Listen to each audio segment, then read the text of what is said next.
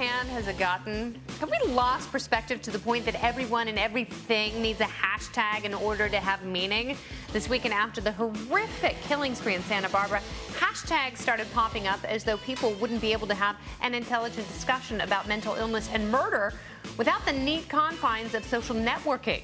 At some point, the hashtags lose their profundity and people lose perspective. It ceases to be about the 6 people who died at the hands of a depraved, evil, deeply flawed human, and it becomes about people waiting to hop on some current events news bus with their issue du jour. Put a sock in it. Wait until people are laid to rest before you dance on their graves in some clumsy, unified political theater. Your kabuki won't make things better. But we can start here now with an honest discussion about what happened. This is The Independence.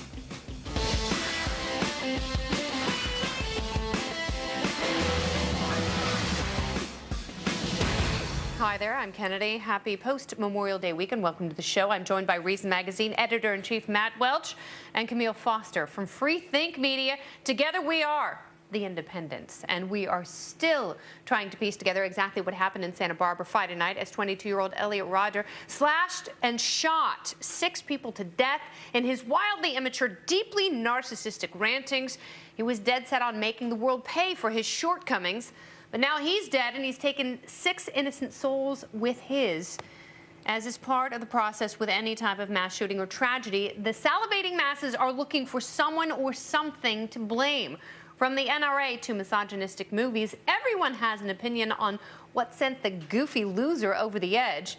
And a Washington Post op-ed writer, Ann Hornaday, found a convenient target in Judd Apatow and Seth Rogen. She decided to pin the death spree on them with no evidence, mind you. She wrote, quote, how many students watch outsized frat boy fantasies like Neighbors and feel, as Rodger did, unjustly shut out of college life that should be full of sex and fun and pleasure? How many men raised on a steady diet of Judd Apatow comedies in which the schlubby arrested adolescent always gets the girl find that those happy endings constantly elude them and conclude it's not fair? Now, I don't remember reading Elliot being particularly moved by This Is 40 or Knocked Up, but okay, Ann, if that makes you feel better, it's wildly out of place. Seth Rogen wasn't taking the barb. He tweeted, at Ann Hornaday, I find your article horribly insulting and misinformed. Judge Apatow also commented on a tweet saying she uses tragedy to promote herself with idiotic thoughts. Plenty of motor mouths were on the prowl today, more than willing to add their 2 cents to an already bankrupt debate. Part of mental illness is male chauvinism. Male chauvinism has been demonstrated, has been said by the American Psychiatric Association to be a certifiable mental illness. There is a whole world known as the manosphere of these sites. There are scores and scores of the sites, if not hundreds of them. What's most noticeable about them is their often really extreme misogyny. This is a world that, in fact, has produced a number of mass killers. Some people as old as me will remember way back in 1989 when this kind of war on women really began. How convenient, you geniuses. So who gets the blame for what happened in Santa Barbara? Let's put it to our party panel. Kayleigh McEnany is the editor of Political Prospect, and former Republican Congressman Thaddeus McCotter of Michigan. He's a Michigander. They join us tonight. So what drove this kid over the edge? A lifetime of therapy, absentee parents, the movie Alpha Dog? No one really has any answers. So why are people pretending like all of a sudden they're armchair psychiatrists? Matt. You know, it's funny that Ann Hornaday post there saying, my God, it's these movies that are teaching kids about this frat boy lifestyle where everyone's partying and having fun. Has she ever set foot in Isla Vista, California before? It's 20,000 people in a half square mile, basically having a party all the time. It's like South by Southwest without the panel discussions, right? People are having a big, loud, good time all the time. It's a bad place to be an absolute abject loser. And what I find really fascinating in a sick way, as someone who lived in Isla Vista for 3 years and like everybody else has been been just horrified over the last weekend is how similar this was to what happened in 2001 when David Attias did the same thing. He went out on a Friday night after feeling rejection at the hands of a woman, and he intended to kill as many people as possible. His weapon of choice in this case was a car. He murdered 4 people in 2001, saying, "I am the angel of death," which actually matches some of the quote-unquote manifesto that this idiot wrote, Elliot Rodger. But it's the same thing. It's so many people are packed, walking and talking and having a great time, that they become an incredible target. It's a target-rich environment, sadly, for people who have these kinds of weapons of mass destruction in the moment, in the place. I don't think that blaming pop culture, blaming anything, I mean, people are trying to work it out themselves. Ultimately, we're talking about black swan events of people who you can't predict are going to do that until the moment that they do that. And until then, I wish people would take the sort of the postage stamp rule, right? Where, like, instead of writing the email immediately as soon as you're really mad, put the postage stamp on the letter before you do it. I wish they would do that with commentary, especially about things that we all care about. Yeah, this article is Exhibit A in why I try my very, very best to avoid the media in the immediate aftermath of a tragedy like this.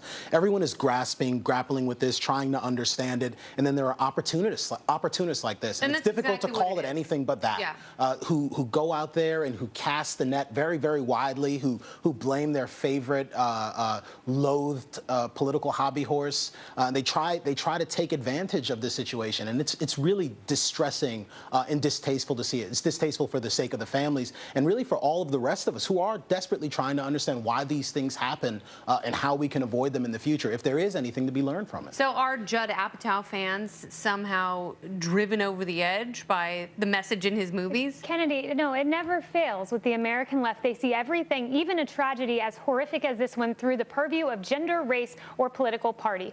I've met many misogynists. Not every misogynist is a mass murderer. There's a crucial link that makes a misogynist a mass murder, and it's mental health. That is the link. And you can look, the Virginia Tech shooter and this shooter cut from the same cloth. Virginia Tech shooter was institutionalized. Jared Loughner, 5 run-ins with the campus police. James Holmes, 3 mental health professionals is what he was seeing. So you can go, and there's a silver thread linking all of them together. It's mental health, and she is doing a disservice to the real issue, which is mental health. And Kayleigh, you make a good point that these are not mental health professionals. These are not people who have PhDs. They have no idea what they're talking about. They have no expertise, and they cannot diagnose, especially post-mortem, someone's grave mental illness. So why do they flap their gums? Does it make them feel better?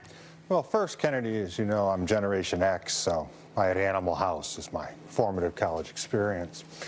But I didn't go driving around in a deathmobile or attacking Dean Wormer. When you look at this, what they're really doing is you separate the personal questioning from the political messaging. And what you have are people who live in a very insulated, very safe, very secure Western civilization that have a great time understanding that the mystery of evil at any point in time can come into your life and leave a traumatic crack in the heart that can never truly heal, like the families of these victims. We would like to think that we have a sanitized environment or society whereby we can be protected from everything. That's not how life works. Or where government can create the rules to insulate us from what might happen when someone does go over the edge, when their mental illness goes from misogyny to a death spree. You saw it in The Leader. You saw the danger of trying to preemptively, as Matt talks about, trying to preemptively identify mentally ill people that are dangerous to society and removing them summarily, especially when you talk about how the American Psychiatric Association, now male chauvinism is an illness. And then what becomes the next illness whereby the Stalinists come and grab you off the street as a threat to the state. Yeah, apathy, loneliness. I mean, it's a really good question how many people suffer from, you know, those strains of what you might or might not call mental illness. All right, well, Nancy Pelosi, she's a little sick in the head. She's no stranger to inserting herself into controversial topics. This time she decided to take aim against Republicans. What a surprise. Campaign finance and that beautiful Obamacare. Is one woman enough to stop the hemorrhage? Oh, Nancy. One evidence of governance would be how we rolled out the Affordable Care Act. It is intact. It's beautiful. As with everything, it's a work in progress. She's talking about it like it's a newborn baby. It's not. It's very problematic. Just look at the VA. Paul Krugman once waxed poetic about that very institution. Look what a disaster that is. Well, Nancy has no problem extracting money from the 1%. Matt, I ask you this. Is she out of her gourd? Yeah, the same way that she was when she promised that this job would create, what was it? 4 million. I think it was 2 million jobs, but 400,000 jobs almost immediately. I'm still looking for 400,000 Obamacare jobs. A lot of if this is a beautiful job, and I understand that a lot of liberals wanted to pass this for generations, and I get where they're coming from, but if it is beautiful, it is a beauty that is consistently unmeasured in the American public eye. All of this has been polling. There's a recent one came out this week that it's down at 28% approval rating. It's never polled well, and I think for a reason. Thad, is this the most beautiful thing you've ever seen, Obamacare? Changed utterly. A terrible beauty is born.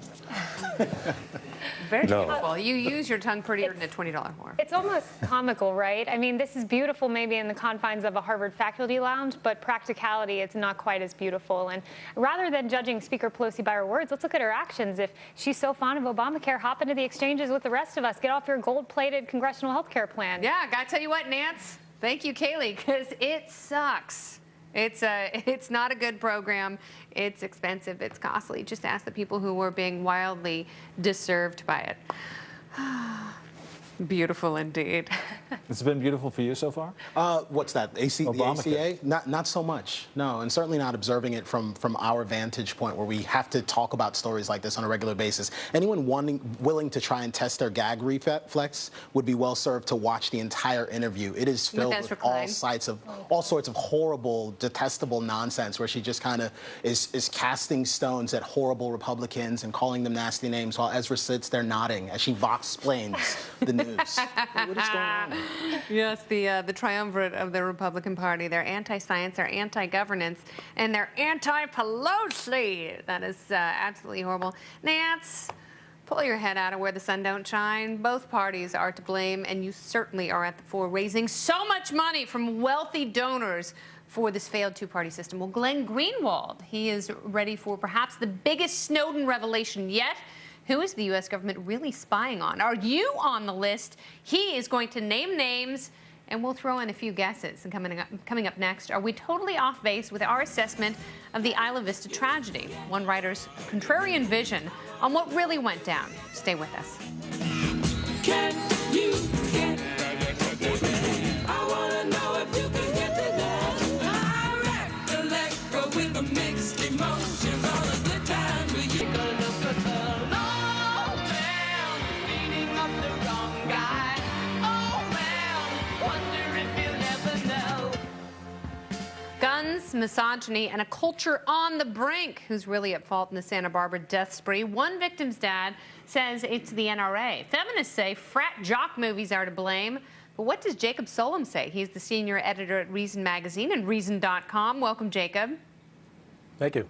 All right, well, there seems to be more than enough blame, more than usual, actually, but are the usual suspects off base with their finger pointing? Let's start with Richard Martinez. His son, Chris, was gunned down so tragically, only 20 years old, and he immediately blamed the NRA. My question is, doesn't that sort of negate and soften the 3 stabbing victims who were initially killed? Well, that's part of the problem, but the other question is, in what sense is the NRA responsible? What measures did they block that could have prevented this murder spree? It's not at all clear what Mr. Martinez had in mind. He was immediately echoed by some gun control advocates at the Brady Center for the Brady campaign to prevent gun violence, for example. And the only specific example they cited was to have more background checks, more comprehensive background checks. The problem with that is that California already has that. They already require background checks for every gun sale, including private sales. They have to go through licensed dealers, and they have to be cleared by the state. And in this case, the killer passed those tests not once, not twice, but 3 times, because every time he bought a handgun, he had to pass the background check again. And he simply did not have a disqualifying record, either a criminal record or a psychiatric record. So there's no reason to think. We know for a fact that that did not prevent him from committing these crimes. And the crimes, by the way, were about violence. And, you know, they were about a depravity that, you know, it's very difficult to grasp, and that's why so many people are misplacing blame. But, you know, what do we need? Do we need hammer control? Do we need machete control? Do we need knife control? Do we need car control? Well, I mean, the basic problem is that it's almost impossible to identify these mass shooters ahead of time. You can look back after you know that they committed these crimes. You can look back and say, oh, that was a warning sign, that was a red flag, that was a red flag, and so on. But in truth, this guy was very lonely. He was socially isolated. He was awkward. He was very unhappy.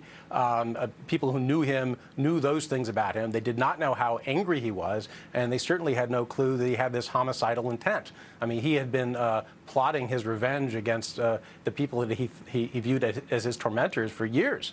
Since he first moved to Santa Barbara and started college there. Well, you know who had a good idea, Jacob, was his mom, who called the Santa Barbara County Sheriff's Office in April trying to warn them about some YouTube videos that her son had posted. She was worried about his violence. She, as a parent, tried to do the right thing, what most parents don't do, and even that wasn't enough. Well, just to be clear about that, she didn't think that he was going to hurt other people. She was afraid he was going to hurt himself, that he might kill himself. The police went by his apartment, talked to him. He seemed calm. He reassured them. He certainly does not strike them as a threat in any way, either to himself or to other people. And they simply did not have enough evidence to require that he undergo psychiatric evaluation, which is permitted by California law if you have evidence that somebody poses a threat to himself or to other people. They didn't have any evidence. In his autobiography, he talks about how, had they searched his apartment at that point, they would have found all of his weapons, they would have found his ammunition, they would have found his journal where he describes his plans, and it would have been all over. So it's very easy in retrospect to say that's what they should have done, but in fact, under the Fourth Amendment, they did not have enough evidence to justify a search of his apartment. So I don't think that we should say, let's suspend the Fourth Amendment because it might prevent murders like these. Jacob, you hear a lot of talk in wakes of things like this, of people saying we need to have a national conversation on mental health. He's been in the mental health system off and on, has he not, since he was around 8 years old? What does it tell us about the search for mental health, the fact that he wasn't really detected up until now? Well, he was seeing therapists since childhood. He saw a bunch of different therapists. And like I said, none of them had, so as far as we know, none of them had any indication that he would be violent, let alone homicidal. Because he didn't show that to them. He concealed it for them. So I don't know that I would fault them for not realizing that he was going to one day turn into a murderer. That kind of thing is very hard to predict. In research where they look at psychiatrists' ability to predict future dangerousness, they rarely do better than chance in predicting who is going to be dangerous. So even the people who supposedly are experts in mental health can't really tell you who is going to be violent in the future and who is not. And the vast majority of people who are diagnosed with mental disorders, even what we would call very serious mental disorders like schizophrenia, do not become violent, certainly do not become murderers. Right? So if you're going to cast a very wide net and say that every troubled oddball is somebody that we should have a look at and potentially lock up for involuntary treatment, you're going, the mental hospitals will be full. There are lots of strange, unhappy oddballs in the world. The vast majority of them are never going to harm anyone. And the vast majority of them work in the Reason office. Jacob, thank you very much. Well, a lot of them do. Thank you. Thank you. All right, the longest, most unpopular war is almost over. Or is it? What does the president's pullout mean for our troops in Afghanistan? And does the hasty action destabilize a tense and fragile region? You can find out next. But first, are you worried about being spied on? Do you know who Glenn Greenwald is? No, He's the journalist who broke the Edward Snowden story. Uh-huh. He's releasing a list of people the government has been spying on. Do you think you're on that list? No. Who's on the list? I don't know. Why are you asking me that stupid question? This is stupid.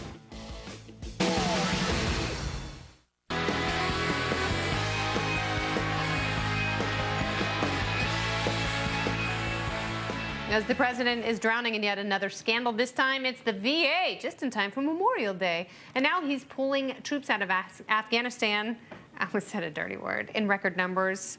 Is this a case of political sleight of hand to distract from bigger problems, or should we offer credit where it's due? The president spoke about Afghanistan today. We have to recognize Afghanistan will not be a perfect place. And it is not America's responsibility to make it one. The future of Afghanistan must be decided by Afghans.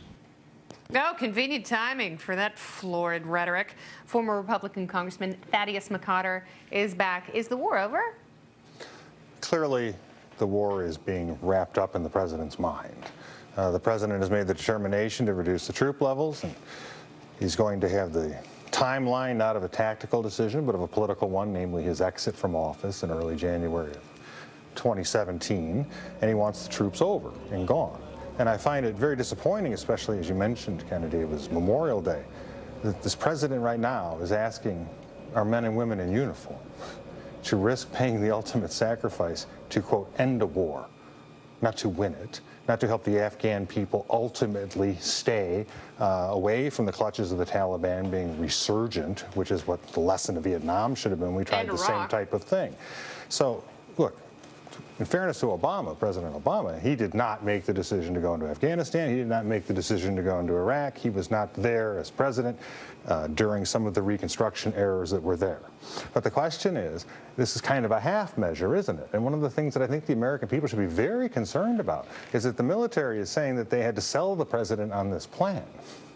What was the alternative that the president had in mind that he had to be dissuaded from doing? Well, the alternative might have been to wrap this all up a heck of a lot quicker. I mean, I'm upset about this probably for different reasons than you've articulated. The president did advocate forcefully for putting more troops into Afghanistan and addressing the real war, but it is not clear to me at all what we have gained from another 4, 5, 6 years of conflict in Afghanistan. And quite frankly, it's not clear to me what we would gain by staying another 5 years. When you look at the situation in Iraq, I'm not certain that we are looking at a set of circumstances where 10 or 20,000 troops in Afghanistan for the foreseeable future, one, it's worth it, or that it would actually earn us something tangible and meaningful.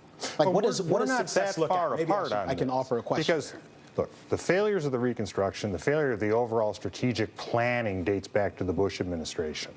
All right, the failed Reconstruction in Iraq that was a top-down Lyndon Johnson nightmare, as opposed to letting the Iraqi people shape their own destiny. Now they had shaken off, with our help, the chains, the yoke of Saddam Hussein, and the same with the Taliban. What you're going to see now is a half-hearted measure. You either get the troops out of harm's way now, because you've had a decade or so to try to help the Afghan people stand up their own army, take control of their own destiny, or you have to make the commitment to help them do that now, because what's going to happen is very simple, and Americans don't like to think about this because it's very painful. But we know the pain we feel when we lose one of our sons or daughters in the military in Afghanistan. But having met with the first generation of female parliamentarians in Afghanistan way back in the day, what do you think is going to happen to them when we're gone and the Taliban comes back? And now we've been kind enough to provide them with a timeline as to when they can do it. Well, in fairness to the president, doesn't he have a point? Their future can't be in our hands. It just why is he deciding that now? I mean, I kind of agree with Kmele. Like, why now? Why not 4 or 5 years ago? If you're just going to pull out, if you're going to go from 32,000 to less than 10,000, why wait so long? I'm with you. I wish he would have done that too. I think the American political reality is a little bit more difficult to do that, to suddenly say, whoop, sorry, let's get them all back. Sure. We haven't tried doing that. This is the closest approximation of doing that, as much as you can get away with the American political context. The danger to the United States, to bring it to the hearth of home, is that many times when you try to end something, you actually create the onset of something that is far more horrific than anything you've yet known at present. This is the country where they were housed, the Al-Qaeda, which is still alive and kicking under its various pseudonyms and umbrella groups. There's, yes, oh yes, we can have an Iraq discussion. The point is that you have to be very careful. You don't just get to go up and walk away. Yeah, but I mean, interventions have unintended consequences too, so. Especially when you screw them up. Those consequences remain to be seen, and they are quite terrifying. Thaddeus McCotter, thank you very much for joining us again. Thanks for having me. Very good. All right, fat-shaming America's royal family. One tornado gets too close for comfort, and the star of Meatballs makes a beautiful bachelor party toast. It's all in the topical storm, and that is next. It's about to get all real and drizzly and humid. Grab an outer layer. You're now dripping in weird news. It is the topical storm. Topic number one. What do you do when Bill Murray is having dinner in the steakhouse where you're throwing your buddy's bachelor party? You beg him to make a toast, and when he refuses, you pray like hell he changes his mind on the way out of the men's room. And that's exactly what happened in Charleston, South Carolina, when the star of Caddyshack and Lost in Translation made an appearance at one man's celebration for the end of his freedom. Take a look. If you have someone that you think is the one, take that person and travel around the world. buy a plane ticket for the two of you to travel all around the world and go to places that are hard to go to and hard to get out of. And if when you come back to JFK, when you land in JFK and you're still in love with that person, get married at the airport. That is so beautiful. It is actually great advice. Can you imagine how many times a year this happens to Bill Murray? You're sitting at, please be funny, Mr. Caddyshack, man, please. I would have just like checked out, I don't know, in 1986 or something like that. The fact that he still does that and has a little bit of grace, he's a great American. It actually sounded like a little bit of a warning, though. Like, you should go around the world with this person before you marry them. You don't hate her. Yeah. Marry her in the airport. Be sure to hit several strip clubs this evening. That's what that sounded like. So you're wild oats. Well, no, he did. I don't know if I like that. The bachelor party is not about the groom. Yeah. It's about the others in attendance. How giving. Amen. Topic number 2. North Dakota is a place where black gold bubbles from the ground and hell rains from the sky. A massive tornado met an unprepared trailer park, and all of the inhabitants were nearly transported to Oz. But instead of ruby slippers, they were strapped with iPhones, and one guy let it roll as Mother Nature showed he and his friends who rules the planet. Just because you're crazy. Don't make it right. Look at that. Down, dude. We got swirly. A swirly. And it's about to go right over us. I was like, man, it's gonna hit the show. Look at that. Sure. Tornado warning to get on my phone. Oh, yeah, it's a tornado warning. No big deal. Like, oh, dude, that is seriously gonna hit us. Oh, I kid you not. What a tool. It's gonna hit the shock. So walk towards it. I kid you not. Are we gonna wake up with Heath Ledger and Philip Seymour Hoffman? This is rad. Yeah, get the keys in there. I don't want to be sitting here. Holy. Oh, lucky to escape with their lives, North Dakota is no stranger to severe weather, but some of the temporary housing in light of the oil boom puts a lot of people in a dangerous path. You know what they say, what doesn't kill you makes you richer. Hopefully these boys were bright enough to monetize their strange luck and advertise on YouTube when they posted this video. It's gonna go right over us. It's gonna pick up the car like one of them cows in Twister. We're hosed. Oh, God bless them. All right, topic number 3. The British press goes out of their way to show the royal family in the most flattering light, believe it or not, as access to the world's most famous monarchs is not a constitutionally protected right. When Kate Middleton's flimsy dress was blown up thanks to some errant helicopter rotor blades, the Duchess showed far more cheek than usual. Ow!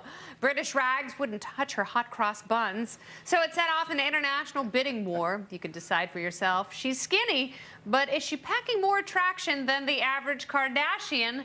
Have a look-see right there. Woo! What do you think, Kmele? I don't know, but I like that rhyme. Is she packing more attraction than the average Kardashian? But you should have pronounced it Kardashian. Kardashian. That's what Kanye would have done. Well, speaking of Kanye, thank you very much for the transition, Kmele. Topic number 4, the Lardashians strike again. Kim K and her oversized buttocks were wed for a 3rd time over the weekend. This time, it was to artistic genius Kanye West. Kim's younger brother, Rob, stormed out of the opulent proceedings, apparently because he was fat-shamed for not losing more weight in advance of his porn star sister's 3rd trip down the aisle. In this video, he's thinner. Oh, look at that. He's just a tiny person. And instead of being humiliated for not fitting into designer clothes, Rob bolted Florence. He cheerfully left Italy for LA so he could eat himself to death in peace. Yeah, that's what the family needs, Rob. Another portly drama queen. Oh. What? I wish Kim and Kanye all the best. Hope they are enjoying their time together. It's beautiful. It's beautiful when 2 people find each other. And if it takes 3 times to find the right one, you know what they always say. No, what do they always say? Exactly. And that's why we hired you, Kmele, for your silver-tongued poetry. Wonderful. Well, Glenn Greenwald, hi, Mom. Glenn Greenwald broke the Edward Snowden story, and now he's naming names of who's being spied on by the U.S. government. Are you on the list? You could be. Have a look. They're releasing the list. You think your name's going to be on it? I know my name's on it. Are you bummed out or are you okay? What else can I do? I got no options. I don't know, man. I don't know who to talk to at this point. Exactly. I hope everything's okay. Me too, but I don't think so. Once your friends find out you're on the list, they're going to turn their backs.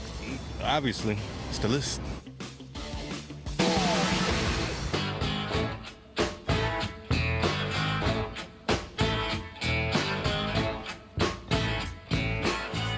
Johnny Rael, right? No, that's the original. Welcome back to the Independence. Intrepid reporter Glenn Greenwald almost missed the Edward Snowden story, but he finally connected with the NSA whistleblower. And now, after countless articles and writing a book, Greenwald is ready to drop his biggest bomb yet. Who exactly is being targeted by the NSA? I hit the streets and asked some people if they were worried about being on that list. Glenn Greenwald is releasing a list of people the government has been spying on. Are you on that list? Probably. Really? Yeah, I'm a bad person. Glenn Greenwald is a traitor to this country, and he should be put in jail. Glenn Greenwald? No, he's not. According to the emails that I send out, I wouldn't doubt it. What kind of emails are you sending out? Well, I send a lot of political emails to friends and relatives. How do you think you get on the list? What do you have to do? Probably something illegal electronically. I just don't think I'm that entertaining enough where I would be on the list. But don't you want to live a life that's so wild to get on the list? I would, but I don't think my wife would give me permission to make the list is the issue. Do you think you're on the list? No. And I don't really care if I am. Really? Yeah, I got You're like, nothing come spy on me. Yeah, tap my phone, read my stuff. It doesn't bother me. So many people get up in arms about it. It really doesn't affect me. You don't think it's a big deal? I personally don't care.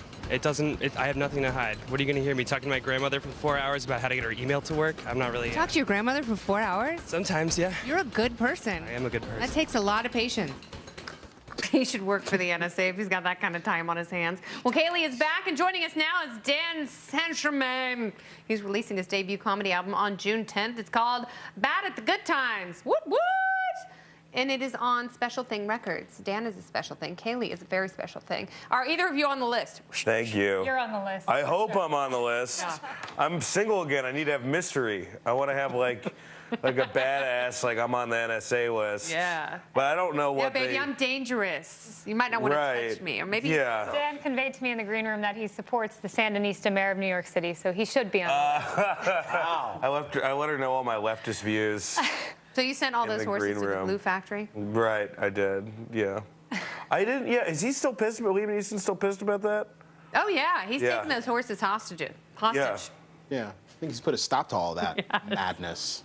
He's giving them the sausages. He needs to apologize for Taken 2 before the horse thing. Taken 2. Do you know what I mean? Yeah. Yeah, I understand. Did you see his last movie? Nell?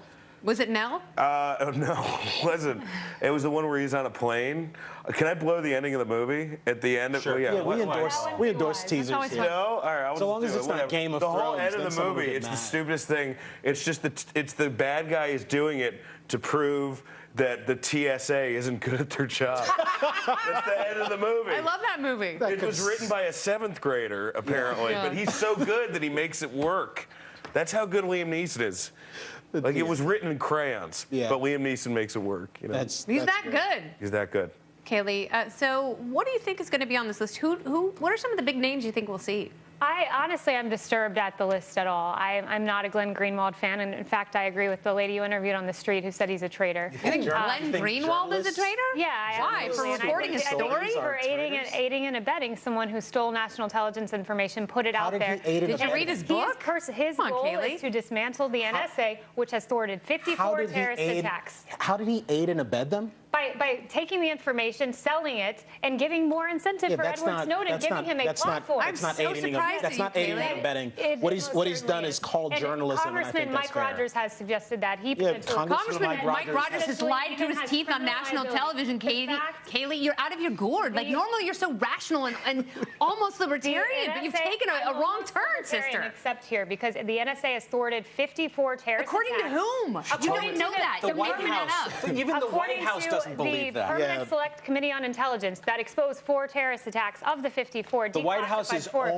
own audit of all of that says there's no credible evidence that the NSA has ever thwarted a domestic terrorist attack in the United States of America. The New York City subway bomber was found because of NSA wiretapping. Yeah, backed up by a FISA court judge who actually took a look at a lot of the same cases and came back and said, look, could we have done this absent these programs? Absolutely. The question, however, is not whether or not these programs, but the question is not whether or not these programs are effective. It's whether or not they are actually legal and constitutional. There's a tremendous amount of evidence that they are not, in fact, constitutional. Some of us could have lost our lives to talk about those programs. City. They are constitutional. Again, it's still still not a question of the effectiveness. Okay, it's a question of whether you or not lost your life in New York You didn't City. even know these programs existed. They were lying. We've been dead the whole time. Any one of us could have lost our lives on that New York City subway. We did not, thanks to the NSA. So we can sit here and dethrone the NSA and say how bad it is, but it is a good I'm glad thing. we're And having a it's conversation. thing. I'm glad we're having a conversation about programs we didn't even know existed a little while ago.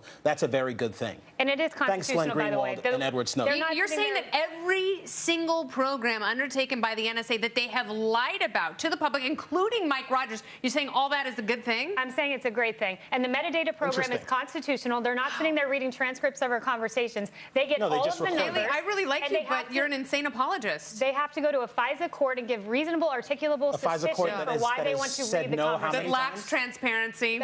How many we don't times even know what's happening in the FISA court. Literally, Kayleigh, we know so little about what's going on in the FISA court. You're making stuff up right now. I'm not making stuff up. stuff Then you're up. citing people who are making stuff up. And if that makes you sleep at night, I'm happy. I'd rather take Dan's Ambien. I would happily put a civil I don't have any Ambien, but Kennedy, I took it all. Would you be willing to if we put a civil libertarian on the FISA court, would that satisfy the people of this it wouldn't go far enough. Absolutely not. but that would be against a civil libertarian, right? To put somebody in like a government position. It's going to take a lot more than David Bowes on the FISA court in order to make me sleep better. You guys, I'm sorry, you have to come back and talk about this. Of course. Well, I'm glad that I added nothing to the conversation. Yeah, we're going to talk about this on the after show. Thank you, Topic. All right, well, thank you both, Kayleigh and Dan. And we will be talking with both of them on the after show, and someone's getting a spanking. All right. Well, what if the government was coming after your house to confiscate it for no other reason than they could just do it? Thanks to eminent domain, one man and his family are about to lose all they've ever known. We'll tell you why next. Stay with us. Welcome back to The Independence. If a corporation knocked on your door and told you to move out so they could use your property for their own purposes, you call the cops, right? Of course. But if that corporation is cozy with the local government, they could use eminent domain to take your property and pay you whatever they want for it. That's what Charlie Birnbaum of Atlantic City learned when a bankrupt casino set its sight on his home. In one of the public meetings, I asked, well, you're taking my property, what are you going to do with it? And the answer was, we don't know yet. I said, you're taking my property, and the best you can tell me, you don't know yet. That's a crazy story. Robert McNamara is a senior attorney for the Institute for Justice. He joins us tonight. They are defending Charlie Birnbaum. Robert, welcome. Thanks for having me. So he could lose his family home that he's had for 45 years because this Casino Reinvestment Development Authority has just decided that they want it. They're not sure what they want to do with it. They just like the house. Exactly. Their plan is to take the property, knock down the home, and then think really hard about what they might want to put on it someday later, possibly. They're not taking Charlie's property because they need it for anything. They're taking it because they think they can get away with it, and they're about to learn differently.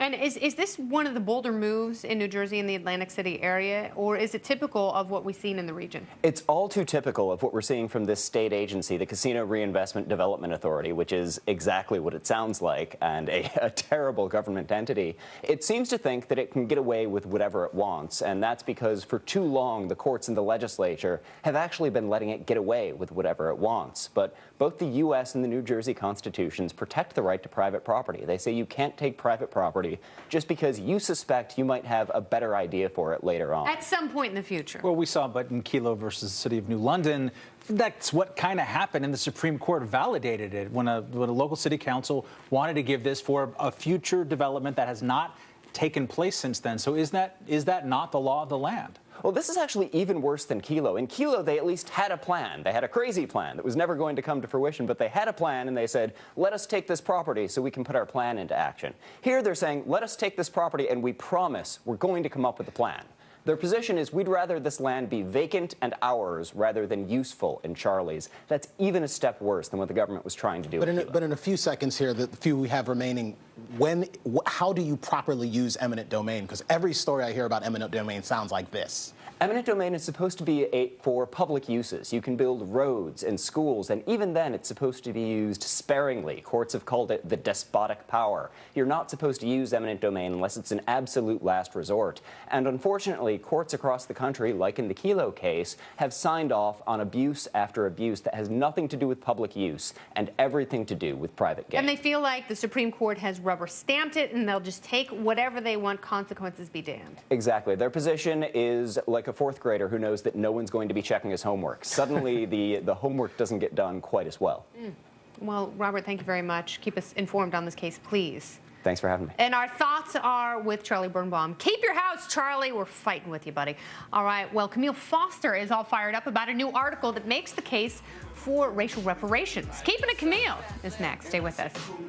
Who am I kidding? Who am I fooling? When they be like, what's up, fat lip? And I say, coolin'. Who am I kidding? Oh, he's happy. He's sad. It's Kmele. A recent Atlantic article called "The Case for Reparations" got a lot of people fired up, or perhaps none more than our own Kmele Foster. He's mad as heck about it. This is Keeping It Kmele. Well, interestingly, I'm only so upset about this. Tell me about this the article. This article isn't so much about reparations. It's more the author, Mr. Coates, suggesting that what we need to have is a national dialogue about the harm that was done to black people, and that this should be done in the context of some sort of congressional hearing. He lays out a pretty gut-wrenching account of some nasty things that have happened to black people in this country. Post-slavery. Post-slavery. Yeah. Post-slavery in most cases.